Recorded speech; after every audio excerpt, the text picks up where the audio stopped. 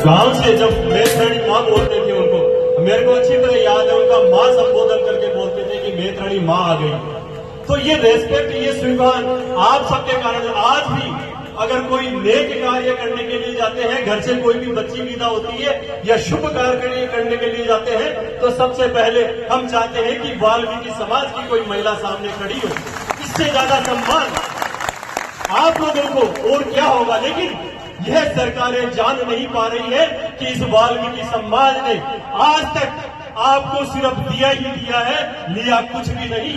अगर वाल्मीकि समाज 5 दिन से अगर आप लोग हड़ताल कर रहे हो, तो कहीं न कहीं जैसा इन्होंने कहा कि समाज के कुछ भ्रमित नेता भी होते हैं, लेकिन कोई बात नहीं, सब जगह पाए जाते हैं। ये आज नहीं तो कल वह आपके साथ में आएंगे। यह आंदोलन आप अपने लिए नहीं, आने वाले अपने बच्चों के भविष्य को तय कर रहे हैं।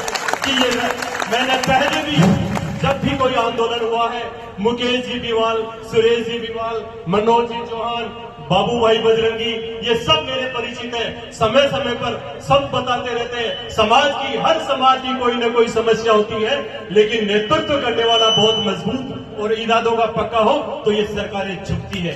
कई बार चीजें मांगने से नहीं मिलती, छीननी पड़ती है, और छीनना हमारा हक है। अभी कह रहे थे कि इसके अंदर कुछ पेज आ रहे हैं। अभी भर्ती के अंदर मजदूर की जो भी बात चल रही थी कि 100% भर्ती वाल्मीकि समाज की नहीं होगी, क्यों नहीं होगी? 100% भर्ती वाल्मीकि समाज को चाहिए।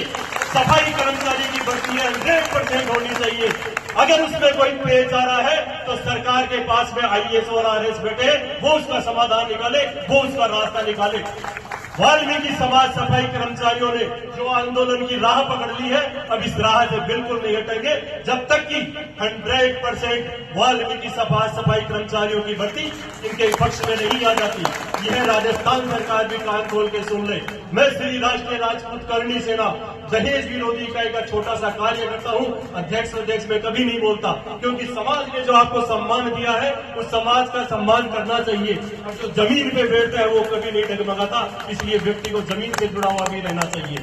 हमारे श्री राष्ट्रीय राजपूत करणी सेना के अध्यक्ष हुआ करते थे सुखदेव सिंह जी गोगामेड़ी, जिनकी कुछ समय पहले हत्या भी कर दी। वो ऐसे व्यक्तित्व थे जिन्होंने कश्मीर में जाके लाल चौक पर तिरंगा फहराया था, जब वहां पर फौज को भी गोली देख के मार दिया।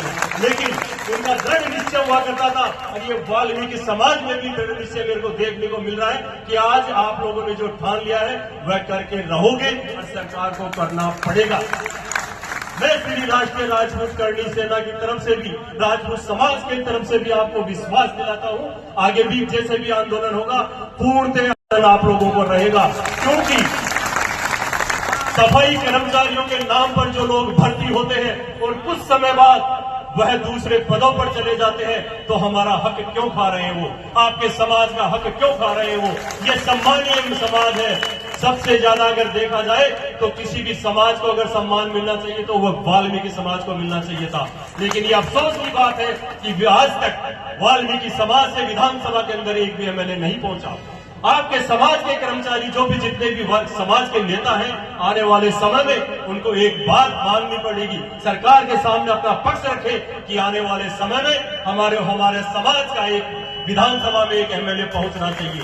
जब तक आप लोगों का विधानसभा में आपका पक्ष रखने वाला कोई मजबूत नेतृत्व तो नहीं पहुंचेगा, तब तक आपकी बात वहां पर नहीं मानी जाएगी। तालियां बजा सकते हैं विधानसभा के माध्यम से, लेकिन आने वाले समय में एक वाल्मीकि समाज का MLA विधानसभा में जाना ही चाहिए। यह भी सरकार तय करे, यह इनका कोटा फिक्स करे कि नहीं, वाल्मीकि समाज से पूरे राजस्थान के अंदर 5 विधायक हम देंगे। आने वाले समय में 250 सीटें होने जा रही है। अगर 5 विधायक वाल्मीकि समाज को मिलते हैं तो वह वाल्मीकि समाज की ताकत बनकर विधानसभा से पूरे राजस्थान के अंदर आप लोगों की आवाज उठाएंगे।